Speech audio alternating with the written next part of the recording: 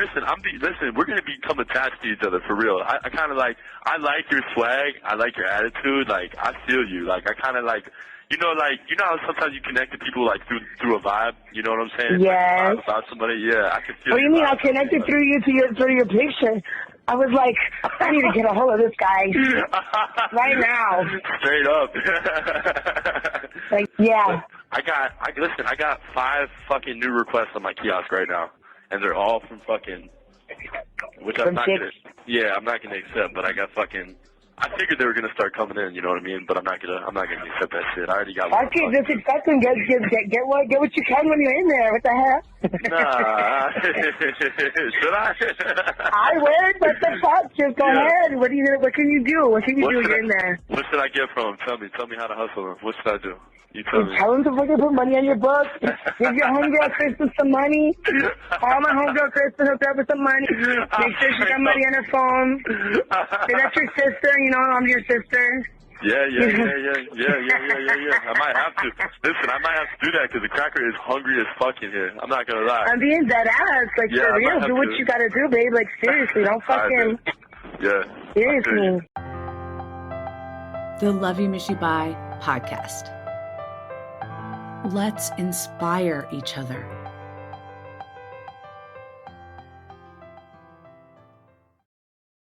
If you haven't heard of Wade Wilson, you're going to hear about him today. This case is terrifying. I'm not a true crime junkie. I barely watch it. It freaks me out. I get scared. Like, I definitely can't watch it home alone.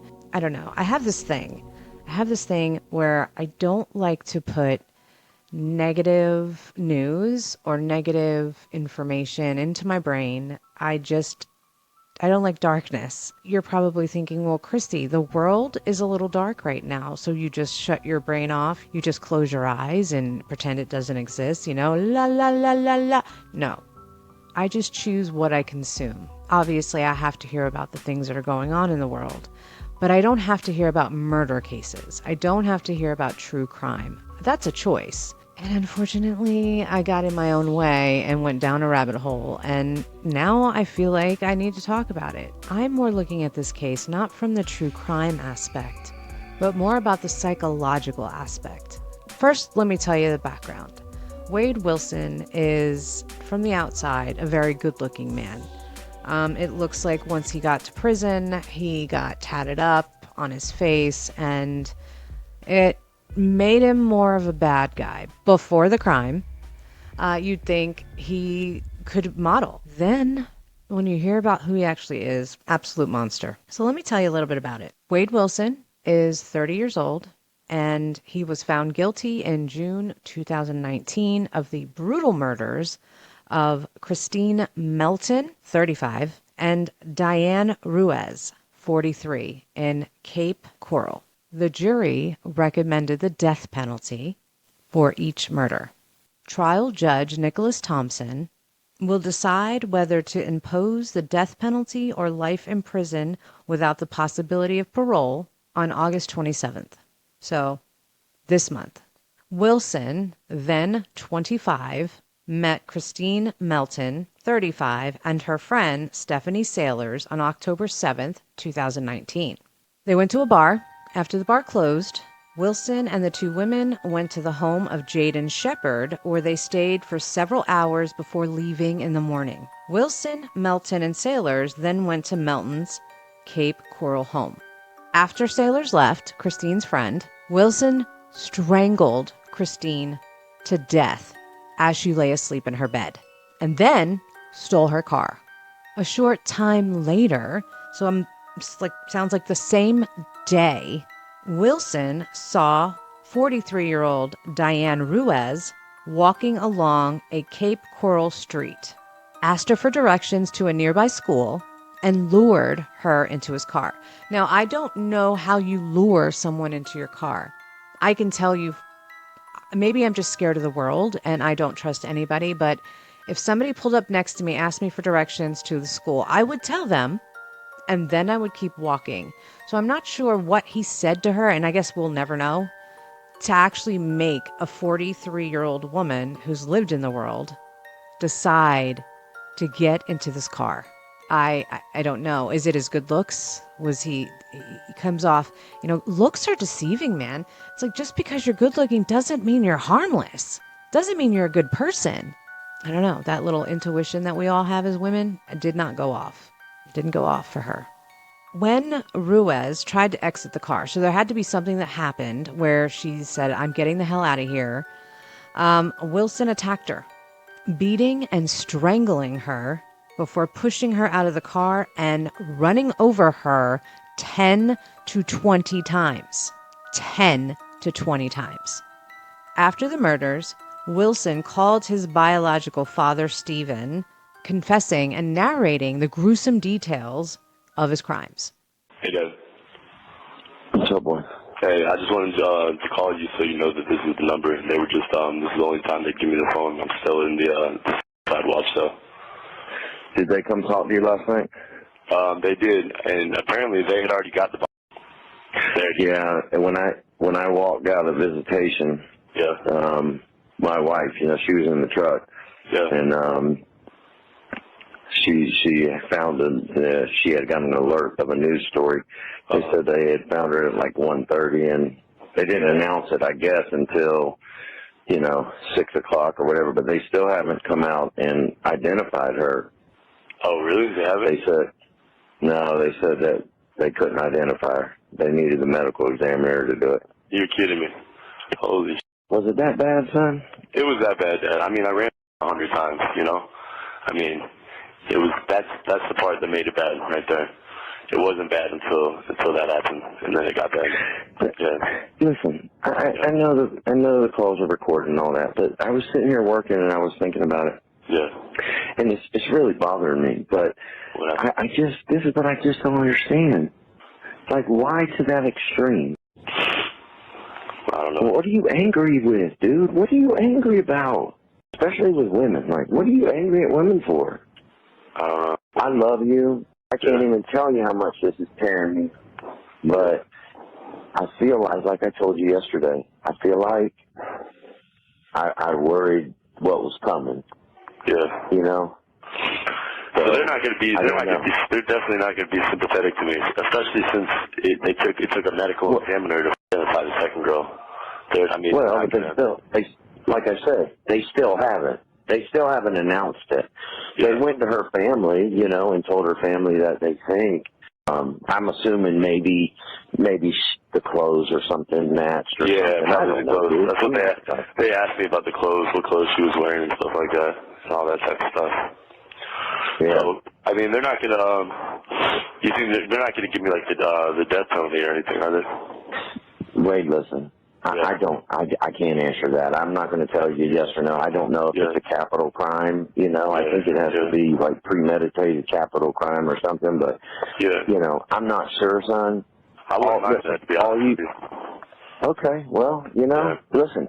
All you can do. Your first step was you did the right thing by being honest.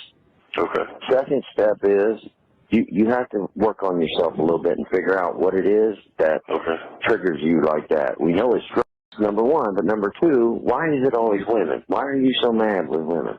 His biological father called the police, and Wilson was arrested October 8th, 2019. Diane Ruiz was a mother and engaged to be married, was described as caring and hardworking. She worked as a bartender at the Moose Lodge in Cape Coral and never missed a shift in 5 years. That is incredible in itself. Ruiz was walking to her 10 a.m. shift when she met Wilson. Ruiz's body was found in a field 3 days later. Wilson told his father and confessed, "I am a killer." After initially dismissing the calls and attributing the admissions to Wilson's being a good storyteller, Wilson's dad, 46, put his phone on speaker with Wilson's biological mother listening in and relaying information to the police. His dad asked Wilson for his location and told him he would send an Uber to him. Instead, his whereabouts were provided to police, who arrested Wilson on October 8th, 2019. As far as Kristine Melton, the one he strangled while she slept, she grew up in Illinois. She moved with a friend to Cape Coral, where she worked as a waitress. She reportedly was a godmother, owned a cat, and lived in a Cape Coral duplex. Melton loved to dress up, and her favorite holiday was Halloween. Her cousin testified during Wilson's trial. Melton had a quick wit, made everyone around her feel safe and understood, and was precious not just to me, but to everyone who knew her. As I tell you those events that took place, these horrific events that took place, how did it make you feel? Did it make you want to look this guy up, get his prisoner number, and start writing him letters? Did it make you go, wow, he's hot. I bet I can fix him. How do you feel? Because you're hearing this, most likely, either you're watching me on YouTube and I'm showing you pictures of what I'm talking about, or you're just listening to the story without any visuals. Never hearing about him before, knowing nothing about him, it probably makes you feel sick. If you're watching it and you've seen him, and you watch these different TikToks where they have him walking in a suit and with this sexy music on, which is absolutely horrific. Horrific. Maybe you feel differently. I'm not here to judge you and your opinion as much as I'm judging him and his acts of violence and terror and murder.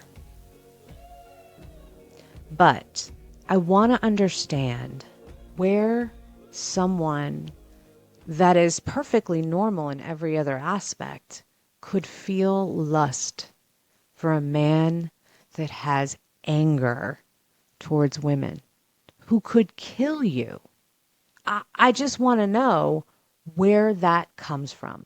About the number of messages and pictures Cape Coral convicted murderer Wade Wilson has received inside the Lee County Jail. The Lee County Sheriff's Office says that Wade Wilson has received 3,903 messages since June 12th of this year. I'm Fox 4 senior reporter Caitlin Knapp, and when I posted about this on social media, reactions were mixed. One person said, "I feel attracted to him," or "Love you, Wade."